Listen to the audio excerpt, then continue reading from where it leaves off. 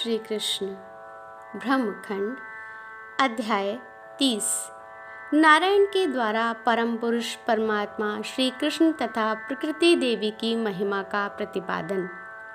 श्री नारायण बोले, गणेश, विष्णु, शिव, रुद्र, शेष, ब्रह्मा आदि देवता, मनु, मुनीन्द्रगण, सरस्वती, पार्वती, गंगा और लक्ष्मी आदि देवियां भी जिनका सेवन करती हैं, उन भगवान गोविंद के चरणारविंद का चिंतन करना चाहिए, जो अत्यंत गंभीर और भयंकर दावाग्नि रूपी सर्व से आवेष्टित हो छटपटाते अंग वाले संसार सागर को लांघकर उस पार जाना चाहता है और श्री हरि के दास्य सुख को पाने की इच्छा रखता है, वह भगवान श्री कृष्ण के चरणारविंद का चिंतन करे।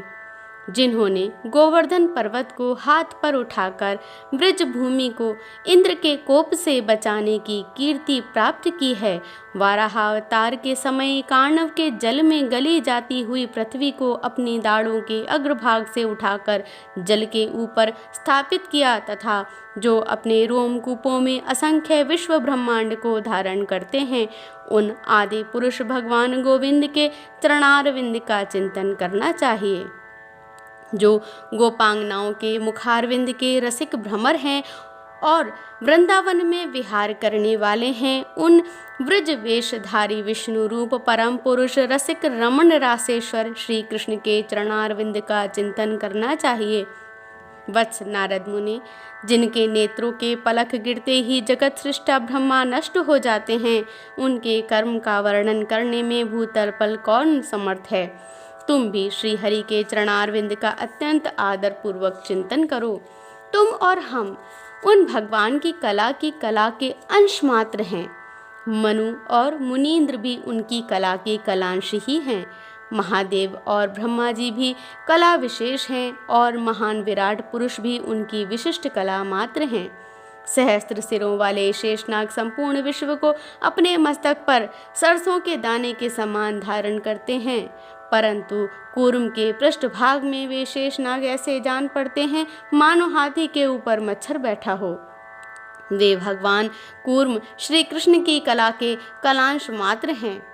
हे नारद, गोलोकनाथ भगवान श्री कृष्ण का निर्मल यश वेद और पुराणों में किंचित मात्र भी प्रकट नहीं हुआ। ब्रह्मा आदि देवता भी उसका वर्णन करने में समर्थ नहीं हैं। ब्रह्मपुत्र नारद, तुम उन सर्वेश्वर श्री कृष्ण का ही मुख्य रूप से भजन करो, जिन विश्वाधार परमेश्वर के संपूर्ण लोकों में सदा बहुत से ब्रह्मा, विष्णु तथा रुद्र रहा ही करते हैं, तथा श्रुतियां और देवता भी उनकी नियत संख्या को नहीं जानते हैं। उन्हीं परमेश्वर श्री कृष्ण की तुम आराधना करो। वे विधाता के भी विधाता हैं। वे ही जगत प्रस्विनी नित्य रूपिणी प्रकृति को प्रकट करके संसार की सृष्टि करते हैं। ब्रह्मा आदि सब देवता प्रकृति जन्य हैं। वे भक्तिदायिनी श्री प्रकृति का भजन करते हैं। प्रकृति ब्रह्म स्वरूपा है, वह ब्रह्म से भिन्न नहीं है। उसी के द्वारा सनातन पुरुष परमात्मा संसार की सृष्टि करते हैं। श्री प्रकृति की कला से ही संसार की सारी स्त्रियां प्रकट हुई हैं। प्रकृति ही माया है, जिसने सबको मोह में डाल रखा है। वह सनातनी परमा प्रकृति नारायणी कही गई है, क्योंकि वह परम पुरुष नारायण की शक्ति है। सर्वात्मा ईश्वर भी उसी के द्वारा शक्तिमान होते हैं।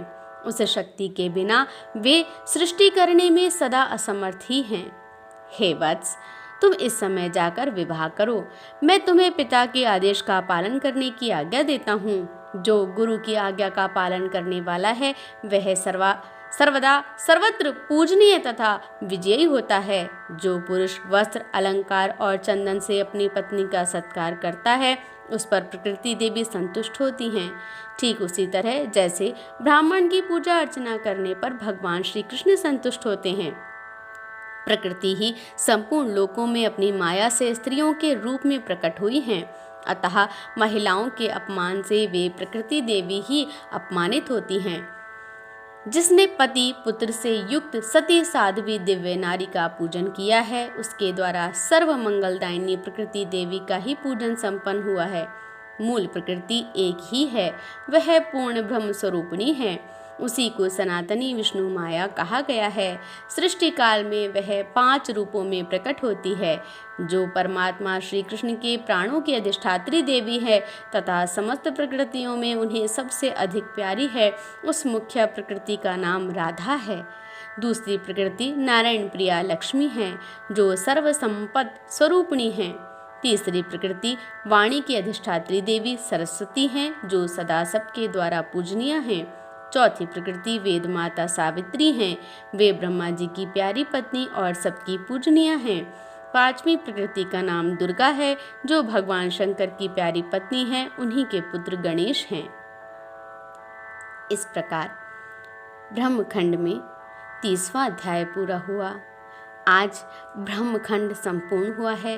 कल हम प्रकृति खंड के प्रथम अध्याय पंचदेवी रूपा प्रकृति का तथा उनके अंश कला एवं कलांश का विशद वर्णन का जो प्रसंग है उसका पाठ करेंगे।